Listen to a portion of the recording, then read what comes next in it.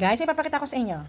Tada! O, di ba? Nakita nyo ba yan? Kamukha siya ng Japanese kamote. Nakita ko to kanina sa palengke eh. Mura lang siya sa palengke namin. 60 per kilo lang. Eh, ang Japanese kamote is 500 plus ang kilo. So, mamaya tingnan natin ha. Lulutuin natin, tingnan natin kung pareho yung loob. Ha? 2,000 years later. So, guys, natatandaan nyo ba to?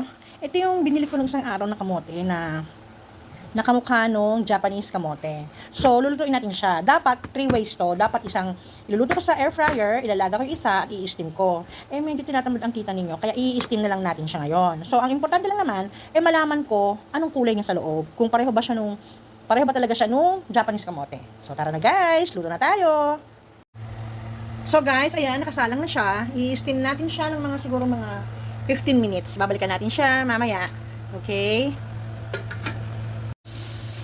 Tada! O, di ba guys? Nagbasa siya sa 15 minutes. So, malambot na siya. Pero parang gusto ko pa siyang i-stay. Kasi yung gitna parang matigas pa guys. Oo. Konti pa guys. Konti pa. Tada! O, di ba guys? Check natin kung luto na. Okay guys, malambot na siya.